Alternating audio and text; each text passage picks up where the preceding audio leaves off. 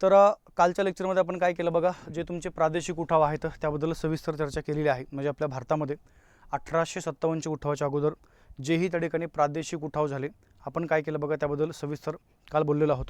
तर आज आपण एक महत्त्वाचा मुद्दा बघा, प्रादेशिक उठावामध्ये मग बंगालमध्ये कोणते झाले, बरोबर आहे का, काल मद्रासमध्ये कोणते झाले, त्याबद्दल आपण चर्चा केलेली आहे। आजच्या लेक्चरमध्ये काय करू बघा, आपण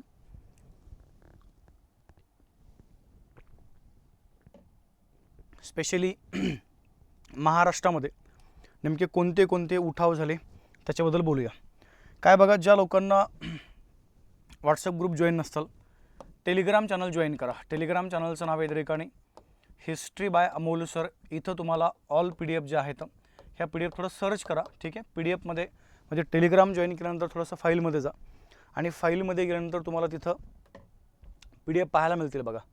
बरं चला, आता जास्त वेळ न घेता डायरेक्ट आपण सुरुवात करूया। आजच्या भागामध्ये मला जे तुमचं प्रकरण कव्हर करायचं बघा, त्या प्रकरणाचं नाव लक्षात ठेवा, चला 1857चा उठाव आणि महाराष्ट्र। पहिला तर तुमचा हा मुद्दा क्लिअर पाहिजे, कालच आपलं बोलणं झालेलं आहे की भारतामध्ये 1857च्या उठावाच्या अगोदर विशेष करून ज्या ज्या भागामध्ये उठाव झाले, मग काल आपण बघितलं बंगालमध्ये झाले तर, बरोबर आहे का, आंध्र प्रदेशमध्ये आहेत, आसाममध्ये आहेत, ओरिसामध्ये आहेत, छोटा नागपूर भागामध्ये आहेत, गुजरातमध्ये आहेत, मलबार भागामध्ये आहेत। आता इथं उठाव काय झाले बघा, मग एक तर पहिला मुद्दा, शेतकऱ्यांनी उठाव केले। शेतकऱ्यांनी उठाव का केले तर सावकार आहे, जमीनदार आहे, त्यांनी त्यांच्यावरती अन्याय केला। दुसरा मुद्दा, सरकारवरती त्या ठिकाणी काही लोक नाराज आहेत। उठावाचे हे त्या ठिकाणी असे बरेचसे रिझन आहेत। त्यापैकी आपण जर आपल्या महाराष्ट्राचा विचार केला तर माझा पहिला मुद्दा लक्षात ठेवतो बघा, सरळ सरळ त्या ठिकाणी महाराष्ट्रामध्ये उठाव नेमका का झालेला आहे किंवा कुठं झालेला आहे बघा। महाराष्ट्रामध्ये महत्त्वाचे 3 उठाव आहेत। एक पहिला मुद्दा, एक तुमचा पहिला आहे बघा रामोश्यांचे उठाव, ज्याला आपण रामोशी म्हणूया, ठीक आहे। 2 नंबर आपण जर बघितले बघा तर भिल्लांचे उठाव आहेत आणि तिसरं एक लक्षात ठेवा, चला रघुजी भांगरे यांचा एक उठाव आहे बघा।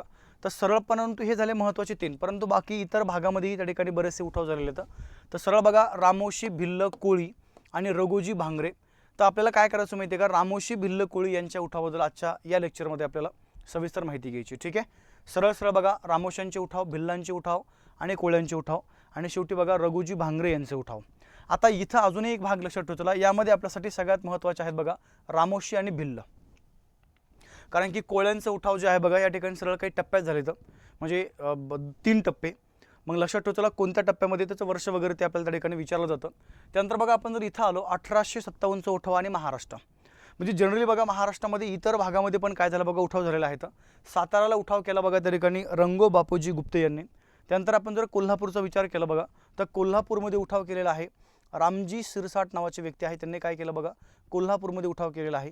नाशिकबद्दल आपण जर बोललो बघा तर नाशिकमध्ये सरळ भगवंत राजा आहे, त्यांनी काय केलं बघा, या भागामध्ये उठाव केलेला आहे।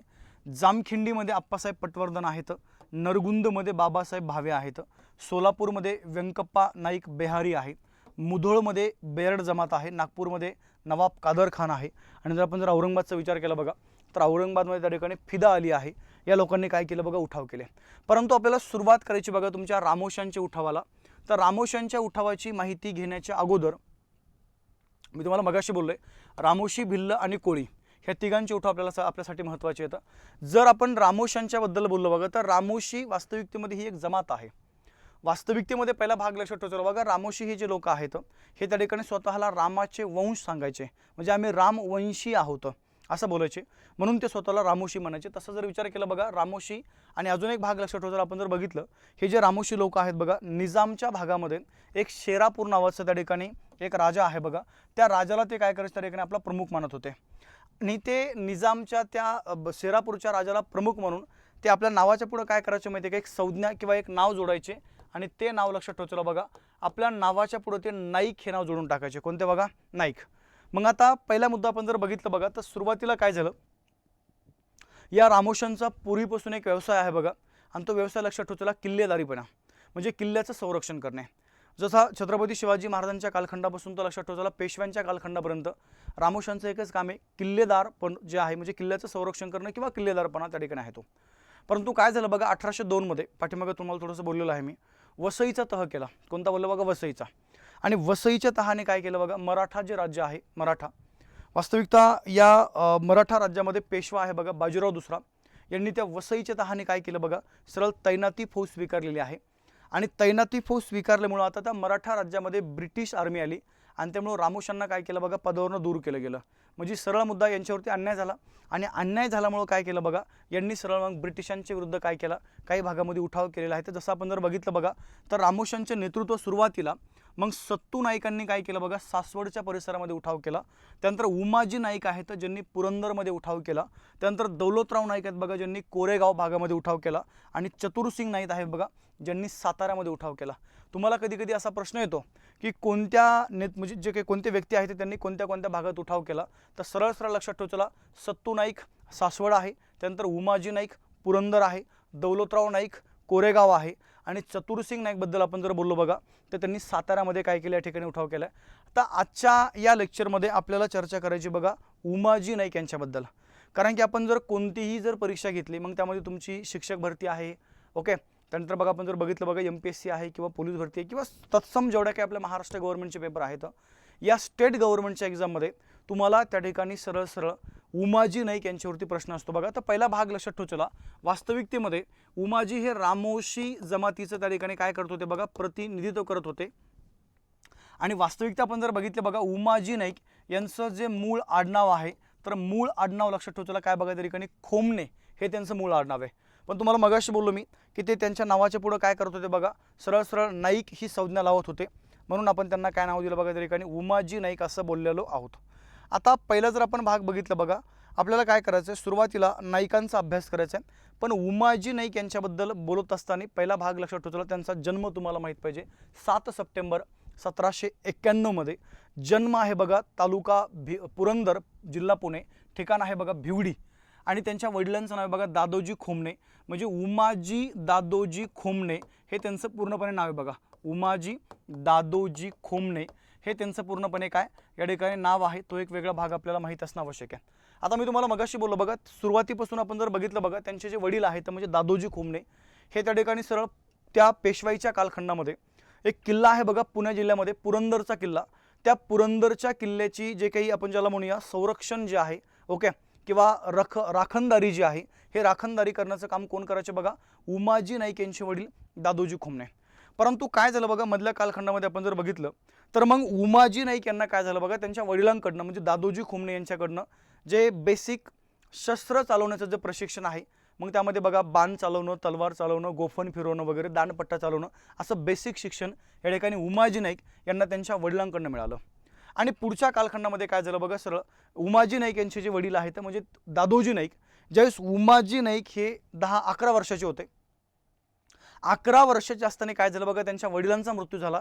त्यामुळे त्या पुरंदरच्या किल्ल्याची जिम्मेदारी, रखवालदारीची जिम्मेदारी कोणावरती आली बघा, त्या ठिकाणी हे आली आता उमाजी नाईक यांच्यावरती. परंतु एक पहिला भाग आपण जर बघितलं बघा, थोडासा पुढच्या कालखंडामध्ये जातोय मी.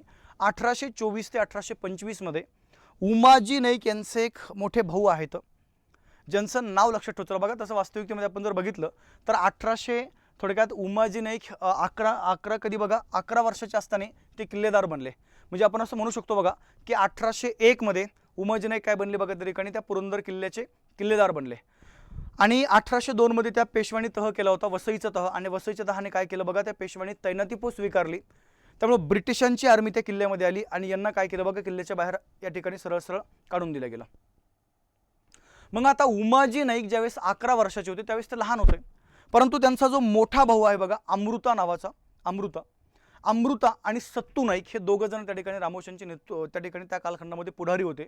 आणि या दोघांनी मिळून काय केलं बघा, सरळ सरळ त्या ठिकाणी अमृता आणि त्यांचा एक भाऊ आहे बघा सत्तू नाईक यांनी काय केलं, ह्या ठिकाणी ब्रिटिशांचा खजिना लुटला या भांबुर्ड्याच्या जवळचा. कोणता बोललो बघा, त्या ठिकाणी भांबुर्ड्या जवळचा. हा एक पहिला मुद्दा आपल्याला या ठिकाणी माहीत असणं आवश्यक आहे. आणि यामध्ये काय झालं बघा, त्या ठिकाणी सरळ सरळ सत्तू नाईक जे आहेत त्यांचा मृत्यू झाला. आणि जसा सत्तू नाईकांचा 1825 मध्ये या ठिकाणी मृत्यू झाला, तसं या रामोशांचं नेतृत्व जे आहे बघा, ते त्या ठिकाणी कोणाकडे आले, हे आलं उमाजी नाईक यांच्याकडं. काय बोललो बघा, उमाजी नाईक. आता एकंदरीत आपण जर बघितलं तर उमाजी नाईक यांच्याकडं रामोशांचं नेतृत्व आल्यानंतर थोडक्यात आपण उमाजी नाईक यांच्याबद्दल जर बोललो तर उमाजी नाईक हे त्या ठिकाणी खंडोबाचे भक्त होते. हा एक वेगळा मुद्दा. त्यानंतर बघा उमाजी नाईक या ठिकाणी छत्रपती शिवाजी महाराज यांना ते आदर्श मानत होते. आणि सेकंड मुद्दा, यांनी काय केलं बघा, त्या ठिकाणी सरळ सरळ त्या पुरंदरच्या परिसरामध्ये एक खंडेरायाचं मंदिर आहे आणि त्या खंडेरायाच्या मंदिरामध्ये एक प्रतिज्ञा घेतली की मी माझ्या देशावर परकीयांना राज्य करून देणार नाही, ही अशी त्यांची शपथ होती. आणि शपथ घेऊन त्यांनी काय केलं बघा, ह्या ब्रिटिशांच्या विरुद्ध या ठिकाणी उठाव करायला सुरुवात केलेली आहे. तर पहिला मुद्दा यांचा उठावाचा प्लॅन कसा बघा, सरळ गोरगरीब जे लोक आहेत यांना त्या ठिकाणी त्रास नाही द्यायचा, सरकारचे खजिने लुटायचं. त्यानंतर बघा गावामध्ये जे श्रीमंत लोक आहेत, सावकार लोक आहेत, जमीनदार लोक आहेत, त्यांच्या घरावरती दरोडे घालायचे आणि तिथून जी लूट मिळेल ती लूट त्या ठिकाणी काय करायची बघा, गरिबामध्ये वाटून टाकायची, असा त्यांचा प्रकार होता. मग आता उमाजी नाईक यांना काय केलं बघा, सरळ सरळ 1818 मध्ये 1800 काय बघा तरी 18 मध्ये, म्हणजे ज्यावेळेस अजून त्यांच्याकडं हे नेतृत्व आलेलं नाही आहे, उमाजी नाईक यांच्याकडं रामोशांचं नेतृत्व आलं बघा 1825 मध्ये, म्हणजे सत्तू नाईक आणि अमृता नाईक यांचा मृत्यू झाल्यानंतर त्यांच्याकडे रामोशांचं नेतृत्व आलं. परंतु नेतृत्व येण्याच्या अगोदर 1818 मध्ये काय केलं बघा, यांनी उमाजी नाईक यांनी जो पहिला दरोडा घातला तो लक्षात ठेवायचा, भोर जवळील हे जे विंग नावाचं गाव आहे, या विंगमध्ये काय केलं बघा, त्यांनी त्या ठिकाणी पहिला दरोडा घातलेला आहे. तुम्हाला बऱ्याचदा परीक्षेमध्ये कधी कधी असा प्रश्न येतो की खालीलपैकी उमाजी नाईक यांनी पहिला दरोडा हा नेमका कुठं घातला, तर विंग जवळील हे जे भोर गाव आहे त्या भोर गावामध्ये काय झालं बघा, त्यांना त्या ठिकाणी पहिला दरोडा घातलेला आहे. त्यानंतर त्यांना पकडलं गेलं, पकडून त्यांना त्या ठिकाणी 1 वर्षाची शिक्षा जी आहे ती पण त्या ठिकाणी झाली होती, तो एक भाग लक्षात ठेवला. परंतु आता एक आपण जर बघितलं बघा, जसं उमाजी नाईक जेलमधनं बाहेर आले आणि जेलमधनं बाहेर आल्यानंतर त्यांनी काय केलं बघा, 1800 थोडं का पुढच्या भागामध्ये म्हणजे 23 मध्ये काय केलं, एक कोतवाल आहे बघा, त्या कोतवालाचा खून केला. आणि कोतवालाचा खून केल्यामुळे काय झालं माहिती आहे का, सरळ सरळ त्यांच्याबद्दल थोडीशी दहशत जी आहे ती दहशत त्या ठिकाणी निर्माण झाली होती. तो एक मुद्दा आपल्याला या ठिकाणी माहीत असणं आवश्यक आहे म्हणजे आहे. आता इथं काय केलं माहिती आहे का, सरळ त्या पुरंदरच्या परिसरामध्ये उमाजी नाईक यांनी ब्रिटिशांच्या विरुद्ध पहिला जाहीरनामा काढला. माझ्या बोलण्याकडे थोडंसं लक्ष द्या. आपल्याला काय होतं माहिती आहे का, इथं काही प्रश्न असे आहेत की उमाजी नाईक, काय बोललो मी, उमाजी नाईक यांनी काढलेले जाहीरनामे, काय बोललो, उमाजी नाईक यांनी काढलेले जाहीरनामे कुणाविरुद्ध बघा, ब्रिटिशांच्या विरुद्ध. आणि शेवटी आहे बघा त्या ठिकाणी ब्रिटिशांनी काढलेले जाहीरनामे कुणाविरुद्ध बघा, या ठिकाणी उमाजी नाईक यांच्या विरुद्ध. हा तुम्हाला पहिला भाग माहीत पाहिजे बघा. आता उमाजी नाईक यांनी काय केलं, पहिला जाहीरनामा काढला कधी बघा त्या ठिकाणी 25 डिसेंबर 1825 मध्ये. चला आपण इथं लिहून टाकू लगेच, 1825 म्हणतो त्याला मी, 25 डिसेंबर 1825 मध्ये उमाजी नाईक यांनी जाहीरनामा काढला होता आणि त्यांनी सांगितलंय की या परिसरामधले जेवढे काही पाटील लोक आहेत, जेवढे काही अंमलदार लोक आहेत, यांनी आता जमीन महसूल इंग्रजाकडे जमा करायचा नाहीये, तो माझ्याकडून जमा करायचा.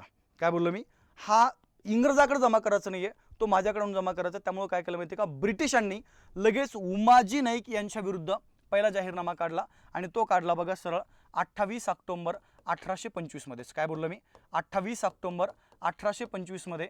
इथं आहे बघा ब्रिटिशांचा जाहीरनामा.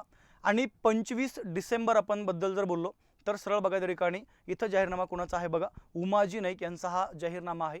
तो एक वेगळा भाग आपल्याला 1826 मध्ये आहे. तो ब्रिटिशांनी जाहीरनामा कधी काढला बघा, 1826 मध्ये.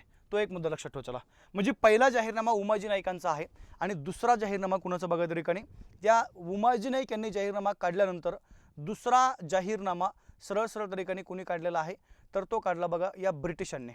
आता पहिला माझा भाग लक्षात ठेवा, आपल्याला काय करायचं आहे, इथंच तुम्हाला काही मुद्दे या ठिकाणी क्लिअर असणं आवश्यक आहे. मग या ब्रिटिशांनी काय केलं माहिती का, जाहीरनामा काढून त्यामध्ये सांगितलं की उमाजी नाईक, ठीक आहे, थोडंफार कट होतंय, होऊ द्या, मी तुम्हाला याची PDF सेंड करून देतो मी थोडं आपल्याला लेक्चर झाल्यानंतर. उमाजी नाईक, जो कोणी व्यक्ती उमाजी नाईक यांना पकडेल त्यांना या ठिकाणी सरकार जे आहे हे 100 रुपये बक्षीस देईल. किती बोललं बघा, 100 रुपये. म्हणजे पहिल्या जाहीरनाम्यामध्ये या ठिकाणी रक्कम किती आहे बघा, 100 रुपये रक्कम आहे. तो एक भाग लक्षात ठेवा. आता पहिला भाग लक्षात ठेवा, जसं ब्रिटिशांनी उमाजी नाईक यांच्या विरुद्ध हा जाहीरनामा काढला, लगेच काय केलं माहिती आहे का, उमाजी नाईक यांनी ब्रिटिशांच्या विरुद्ध दुसरा जाहीरनामा काढला. काय बोललो बघा, सॉरी, ब्रिटिशांनी काय केलं, ब्रिटिशांनी उमाजींच्या विरुद्ध दुसरा जाहीरनामा काढला. आणि पहिला मुद्दा लक्षात ठेवा बघा, आता या ब्रिटिशांच्या दुसऱ्या जाहीरनाम्यामध्ये सांगितलं गेलं की जो कोणी उमाजी नाईक यांना मदत करील, काय बोललं, जे कोणी व्यक्ती उमाजी नाईक यांना मदत करतील त्यांना उमाजी नाईक यांचे साथीदार समजले जाईल आणि त्यांना त्या ठिकाणी सरळ सरळ ठार मारले जाईल. काय बोललं बघा. आता ज्या वेळेस म्हणजे असं आपण म्हणू शकतोय डायरेक्ट ब्रिटिशांनी धमकीच दिली एका प्रकारे. मग काय केलं माहिती आहे का, उमाजींनी त्या जाहीरनाम्याच्या नंतर त्यांची प्रतिक्रिया काय होती, त्यांनी काय केलं बघा, अजून चळवळी वाढवल्या.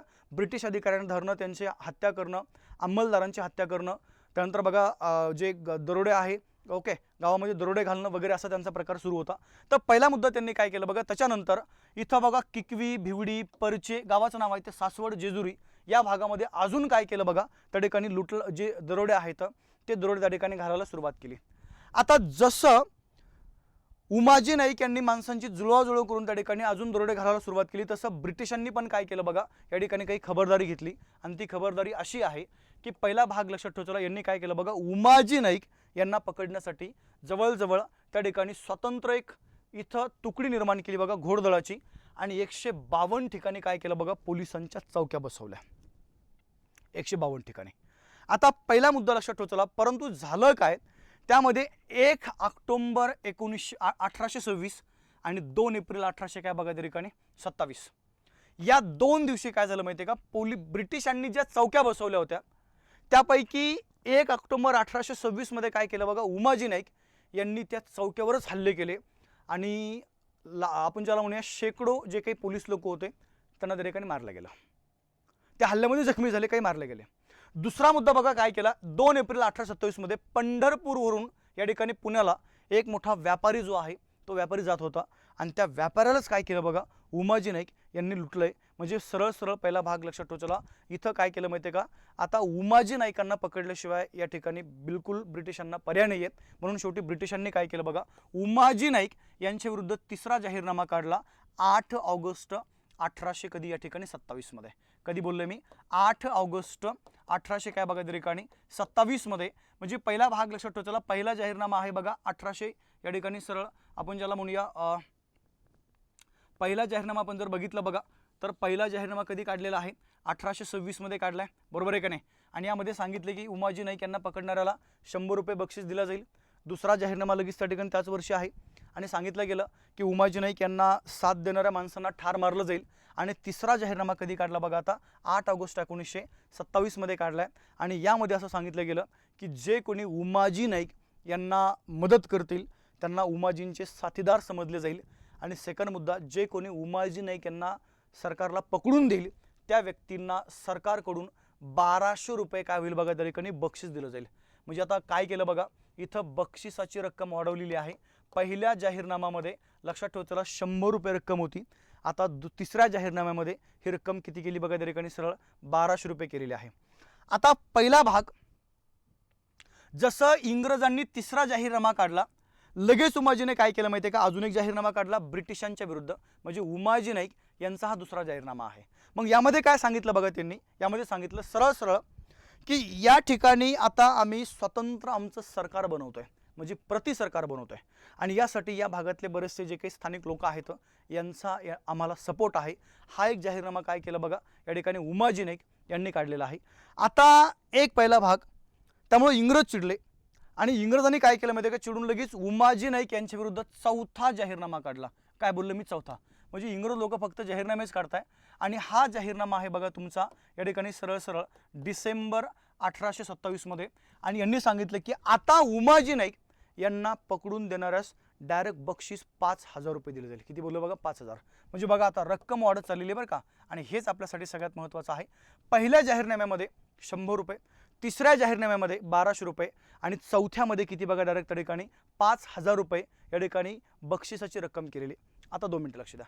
मग डबल उमाजीने काय केलं बघा, 25 डिसेंबर 1800 काय त्या ठिकाणी 27ला एक जाहीरनामा काढला. आणि या जाहीरनाम्यामध्ये काय केलं बघा, म्हणजे यांचा हा तिसरा जाहीरनामा आहे, सरळ डिसेंबर मी 1827 म्हणतो. आणि उमाजीने काय केलं माहिती आहे का, हा जाहीरनामा काढून एक अनाउन्समेंट केली आणि त्यांनी सांगितलं की मला जवळजवळ या भागातल्या 13 गावातील लोकांनी महसूल आणून म्हणजे महसूल माझ्याकडे आणून जमा केला आहे. याचा अर्थ आता या लोकांनी माझं जे काही मांडलिकत्व आहे किंवा माझं जे काही नेतृत्व आहे ते त्या ठिकाणी स्वीकारलं आहे. आता 13 गावातील लोकांनी काय केलं बघा, उमाजी नाईक यांना महसूल आणून दिलेला आहे असं काय केलं बघा उमाजीने या जाहीरनाम्यामध्ये काढलं. त्यामुळं एक पहिला भाग लक्षात ठेवला, आता ब्रिटिशांना उमाजी नाईक यांच्या विरुद्ध काही ना काहीतरी या ठिकाणी कारवाई करावी लागणार आहे.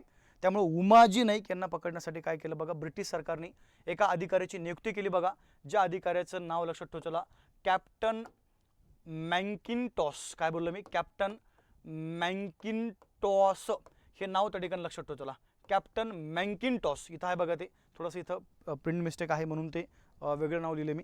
पुन्हा प्रॉपर लिहितो बघा. उमाजी नाईक यांना पकडण्यासाठी एक अधिकारी नेमला होता, ज्या अधिकाऱ्याचं नाव लक्षात ठेवा. चला, कॅप्टन मॅकिंटॉस.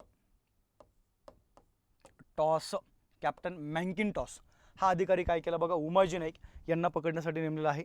मग आता पहिला भाग लक्षात ठेवा. चला, सरळ सरळ काय केलं बघा, या अधिकाऱ्याने त्या ठिकाणी उमाजी नाईक यांच्या पकडण्यासाठी प्रॉपर प्लॅनिंग केलं. आणि 1828 मध्ये काय झालं बघा, उमाजी नाईक आणि कॅप्टन मॅकिंटॉस यांच्यामध्ये काय झालं बघा, मोठं युद्ध झालं. आणि याही युद्धामध्ये काय झालं बघा, सरळ सरळ त्या ठिकाणी ह्या ब्रिटिशांचा पराभव झाला. आता उमाजी नाईक एवढे चिडले, त्यांनी काय केलं बघा, सरळ 5 ब्रिटिश अधिकाऱ्यांचे डायरेक्ट मुंडके कापले, डोकं कापलं, डायरेक्ट मुंडकं कापलं.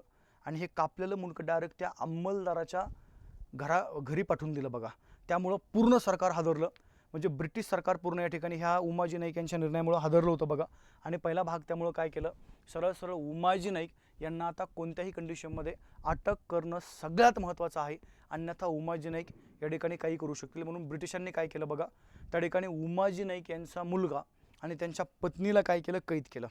आणि त्यांच्या पत्नीला कैद करून काय केलं बघा, सरळ सरळ उमाजी नाईक यांना सांगितलं की आता तुम्हाला या ठिकाणी ब्रिटिशांच्या म्हणजे तिथं आपण ज्याला म्हणूया ओके सरेंडर करावंच लागेल, अन्यथा तुम्ही जे गुन्हे केले त्यांची शिक्षा तुमच्या मुलाबाळाला होऊ शकते. त्यामुळे उमाजी नाईक यांनी काय केलं बघा, स्वतः सरेंडर केलं. आणि सरेंडर करून सरळ सरळ पहिला मुद्दा, सरेंडर केल्यामुळं ब्रिटिशांनी उमाजी नाईक यांचे सर्व गुन्हे माफ केले. आणि सर्व गुन्हे माफ करून त्यांना काय केलं बघा, पुरंदर, पुणे, सासवड, सातारा या भागामध्ये शांतता निर्माण करण्यासाठी त्यांना काय केलं बघा, ती जिम्मेदारी उमाजी नाईक यांच्यावरती सोपवली. पहिला भाग लक्षात ठेवायचा बघा काय झालं. त्यानंतर उमाजी नाईक यांना कंपनीमध्ये नोकरी पण दिली. ही जी ईस्ट इंडिया कंपनी आहे त्या ईस्ट इंडिया कंपनीमध्ये काय केलं बघा, उमाजी नाईक यांनी इथं नोकरी स्वीकारलेली आहे. परंतु पहिला भाग लक्षात ठेवायचा, इथं काय झालं बघा, त्या ईस्ट इंडिया कंपनीच्या त्या नोकरीमध्ये नोकरी करत असताना त्यांच्यावरती बरेचसे आरोप झाले. आणि आरोप झाल्यामुळं काय झालं माहिती आहे का, उमाजी नाईक हे नाराज झाले. आणि नाराज होऊन त्यांनी काय केलं बघा, त्या नोकरीचा राजीनामा दिला आणि पुन्हा इंग्रजांच्या विरुद्ध काय केलं बघा, या ठिकाणी उठाव करायला सुरुवात केली. आता इथं काय केलं माहिती आहे का, उमाजींचा इंग्रजांच्या विरुद्ध अजून एक जाहीरनामा निघाला. आणि तो 16 फेब्रुवारी 1800 कधी काढला बघा, त्या ठिकाणी 31 मध्ये काढला. म्हणजे उमाजी नाईक यांचे जाहीरनामे आपण जर बघितले बघा, तर या भागामध्ये 4था जाहीरनामा आहे आणि तो काढला 1831 मध्ये. आता इथं काय सांगितलं माहिती आहे, उमाजींना हा जाहीरनामा करून सरळ सरळ त्यांनी सांगितलं की आता तुम्ही ह्या युरोपियन लोकांना पकडा आणि त्यांना ठार मारा. पकडून काय करा बघा, ठार मारा. जे लोक इंग्रजांना मारतील त्यांना मी माझ्याकडनं बक्षीस देतो किंवा वतन देऊन टाकतो. हा एक भाग लोकांच्या म्हणजे त्यांनी लोकांना सांगितलं बघा, इंग्रजांच्या नोकऱ्या सोडा. त्यानंतर सर्व लोकांनी एकत्र या, गोंधळ घाला आणि या राज्यामध्ये पूर्णपणे काय करा बघा, त्या ठिकाणी अशांतता निर्माण करा, इंग्रजांचे खजिने लुटा. त्यानंतर सरळ सरळ इंग्रज सत्ता जी आहे ती पूर्णपणे संपुष्टात आणा. अशा प्रकारचा जाहीरनामा करून त्यांनी काय केलं बघा, त्या कालखंडामध्ये लोकांना या ठिकाणी ब्रिटिशांच्या विरुद्ध भडकवण्याचा प्रयत्न केलेला आहे. आणि त्यामुळं सरळ सरळ कॅप्टन मॅकिंटॉश आणि शेवटी उमाजी नाईक यांच्यामध्ये काय झालं बघा, आपण ज्याला म्हणूया पुन्हा त्या ठिकाणी युद्ध झालेलं आहे. आणि सरळ पॉईंट आपण जर बघितलं बघा, पुन्हा एकदा उमाजीला या ठिकाणी पकडण्यासाठी पुन्हा एकदा उमाजीला काय बोललो बघा, त्या ठिकाणी पकडण्यासाठी ब्रिटिशांनी एक जाहीरनामा काढला. आणि त्या जाहीरनाम्यामध्ये सांगितलं, तो आहे बघा त्यांचा आपण ज्याला म्हणूया 5वा जाहीरनामा. आणि याच्यामध्ये सांगितलं की जो व्यक्ती उमाजीला पकडेल त्याला त्या ठिकाणी 10,000 रुपये जमीन, किती बोललोय, 10,000 रुपये रक्कम आणि 400 बिघा जमीन. म्हणजे पूर्वी काय होतं माहिती आहे का, जमीन मोजण्याचं एकक होतं बिघा, एकक आहे ते जमीन मोजण्याचं. आत्ता जसे एकर वगैरे एकक आहे तसं त्या कालखंडामध्ये बिघा होतं. जो व्यक्ती उमाजी नाईक यांना पकडेल त्यांना 400 बिघा जमीन आणि 10,000 रुपये रक्कम दिली जाईल. आणि जे व्यक्ती उमाजीबद्दल आम्हाला माहिती सांगतील त्यांना इथं 5,000 रुपये रक्कम, किती बघा 5,000 आणि 200 बिघा जी जमीन आहे ही त्यांना त्या ठिकाणी दिली जाईल. आता एवढी मोठी जर या ठिकाणी रक्कम उमाजी नाईक यांना पकडणाऱ्या व्यक्तीला जर भेटणार असेल तर बघा, त्या कालखंडामध्ये कुणी पण ही आपण ज्याला म्हणूया ही जी बक्षीस आहे ते मिळवण्यासाठी त्या ठिकाणी प्रयत्न करू शकत होतं. आणि मग पहिला मुद्दा आपण जर बघितलं बघा, उमाजी नाईक यांचे काही जुने शत्रू आहेत. त्यामध्ये बघा पहिला काळू आणि नाना हे 2 आहेत. आणि अजून एक व्यक्ती आहे बघा, ज्या व्यक्तीचं नाव लक्षात ठेवा, त्याला बापूसिंग परदेशी. काय बोललं बघा, काळू आणि नाना. आणि अजून एक आहे त्या ठिकाणी काय त्यांचं, बापूसिंग परदेशी हे नावे. ह्या तिघांनी काय केलं माहिती आहे का, शेवटी धोका देऊन उमाजी नाईक यांना पकडलं आणि त्यांना ब्रिटिशांच्या काय केलं बघा, हवाली केलं. शेवटी ब्रिटिशांनी उमाजी नाईक यांना सरळ त्या ठिकाणी त्यांच्यावरती देशद्रोहाचा खटला भरवला. आणि देशद्रोहाचा खटला भरून त्यांना काय केलं बघा त्या ठिकाणी फाशी दिली गेली. हा एक वेगळा मुद्दा आपल्याला महत्त्वाचा आहे. म्हणजे उमाजी नाईक यांनी ब्रिटिशांच्या विरुद्ध इथं काय केलं बघा, मोठा उठाव जो आहे तो त्या ठिकाणी तुम्हाला केलेला पाहायला मिळतो. आता उमाजी नाईक यांच्यानंतर रामोशांचं नेतृत्व जर कोणी केलं असेल तर ती व्यक्ती लक्षात ठेवा बघा, दौलतराव नाईक. काय बोलले? दौलतराव नाईक.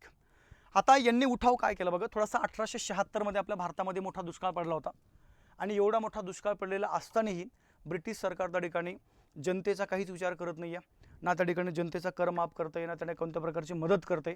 त्यामुळं काय झालं माहिती आहे का, सरळ सरळ आपण ज्याला म्हणूया, इथं हे जे काही दौलतराव नाईक आहेत, या दौलतराव नाईकांनी काय केलं बघा, वासुदेव बळवंत फडके यांच्यासोबत इथं 1879 मध्ये पुन्हा तेच केलं जे त्यांच्या आपण ज्याला म्हणूया उमाजी नाईक यांनी केलं होतं बघा, सरकारी खजिने लुटणे, गावावरती दरोडे घालणे वगैरे हा प्रकार. आणि मग दौलतराव नाईकांनी काय केलं बघा, सरळ सरळ वासुदेव बळवंत फडके यांच्यासोबत धामरी गावामध्ये काय केलं बघा, पहिला दरोडा घातला. आणि इथं दरोडा घातल्यानंतर पोलीस आणि हे जे काही उठावकरी आहेत यांच्यामध्ये चकमक झाली आणि या चकमकीमध्ये काय झालं बघा, दौलतराव नाईक यांचा त्या ठिकाणी मृत्यू झाला. ठीक आहे, तो एक भाग आपल्याला माहीत पाहिजे बघा. दौलतराव नाईक यांच्यानंतर सरळ इथं चित्तूर सिंग नाईक, थोडंसं त्यांनी पण मागच्या काळामध्ये काय झालं होतं बघा, त्या ठिकाणी रामोशांचं नेतृत्व केलं होतं. सरळ बघा, इथं आपल्याला काय करायचं, रामोशांचं नेतृत्व करणारे काही 2-3 महत्त्वाचे व्यक्ती. ओके, दौलतराव नाईक आहे, उमाजी नाईक आहे, अमृता नाईक आहे, ते एक भाग लक्षात ठेवतो. त्यानंतर बघा दुसरा उठाव आहे तुमचा भिल्लांचा. आता जर आपण भिल्लांच्या बद्दल बोललो बघा, भिल्ल जमात महाराष्ट्रामध्ये आरवली पर्वत, सातपुडा पर्वत आणि विंध्य पर्वत या भागामध्ये वास्तव करत होती. आता झालं काय बघा, एक पहिला भाग लक्षात ठेवला. एक तर सरळ सरळ आपण जर बघितलं तर 1818 मध्ये काय झालं बघा, मराठा जे राज्य आहे, मराठा राज्य, या मराठा राज्याचा पराभव झाला आणि मराठा राज्य समावेश त्या ठिकाणी ब्रिटिश त्या प्रेसिडेन्सीमध्ये केला गेला. त्यामुळं काय झालं माहिती आहे की या भिल्लांच्या वरती अन्याय झाला आणि भिल्लांच्या वरती अन्याय झाल्यामुळं एकंदरीत आपण जर बघितलं बघा तर इथं सरळ सरळ की तरी एक तर अन्याय झाला, दुसरा मुद्दा त्या ठिकाणी अन्याय सरकारनेच केला, दुसरं कोण करणार आहे. आणि त्यामुळं काय केलं माहिती आहे का, भिल्लांचे सर्व नेते एकत्र आले आणि यांनी एकूण 3 टप्प्यामध्ये काय केलं बघा, उठाव केला. त्यांचा पहिला टप्पा आहे 1818 मध्ये, दुसरा 1822 मध्ये आणि तिसरा आहे त्या बघा त्या ठिकाणी 1870 मध्ये. तुम्हाला आत्तापर्यंत प्रश्न हेच विचारले गेलेत की भिल्लांच्या उठावाचे 3 टप्पे कोणते. पहिला आहे बघा 1818, 1822 आणि 1870. ठीक आहे, हा एक मुद्दा लक्षात ठेवला. परंतु नंतरच्या कालखंडामध्ये उठाव जे आहेत हे दडपून टाकण्यात आले. आणि जर आपण बघितलं बघा तर इथं सरळ सरळ भिल्लांच्या उठावामध्ये जर जे काही नेतृत्व आहे बघा, खर्जा सिंग नाईक आहे, भगोजी नाईक आहे, काळूबाबा, तंट्या भिल्ला आहे, भिवा नाईक आहे, नेवशा नाईक आहे, दौलतराव नाईक आहेत. यांनी काय केलं बघा, सरळ सरळ या भिल्लांच्या उठावाचं या भागामध्ये नेतृत्व केलेलं आहे. हा एक मुद्दा लक्षात ठेवला. त्यानंतर आपण जर बघितलं बघा, सरकारने काय केलं, उठाव तर मोडून काढलाच भिल्लांचा, परंतु भिल्लांना या ठिकाणी काही त्यांना आपण ज्याला म्हणूया त्यांच्यासाठी काही उपाययोजना केल्या बघा. जसं त्यांना काय केलं बघा, जमिनी दिल्या, त्यांच्या मोठ्या मोठ्या वसाहती निर्माण केला आणि या भिल्लांना काय केलं बघा, पोलीस दलामध्ये पण त्या ठिकाणी समाविष्ट करून घेतलेला आहे. तो एक वेगळा मुद्दा आपल्याला या ठिकाणी माहीत असणं आवश्यक आहे म्हणजे आहे. ठीक आहे, हे भिल्लांचे नेते आहेत खर्जा सिंग, त्र्यंबकराव डेंगळे, दादोजी डेंगळे, भिल्ल नाईक, दशरथ व धनाजी, हरिया नहाल, सेवाराम सोनार, हे त्या ठिकाणी भिल्लांच्या नेत्यांच्या नावं लक्षात ठेवला. त्यानंतर सेकंड मुद्दा आपण बघूया त्या ठिकाणी कोळ्यांचे उठाव. आता कोळी जमात महाराष्ट्रामध्ये विशेष करून बघा, आपण जर बघितलं दक्षिण महाराष्ट्र, वायव्य महाराष्ट्र, कोकण आणि उत्तर महाराष्ट्रामध्ये तुम्हाला पाहायला मिळते.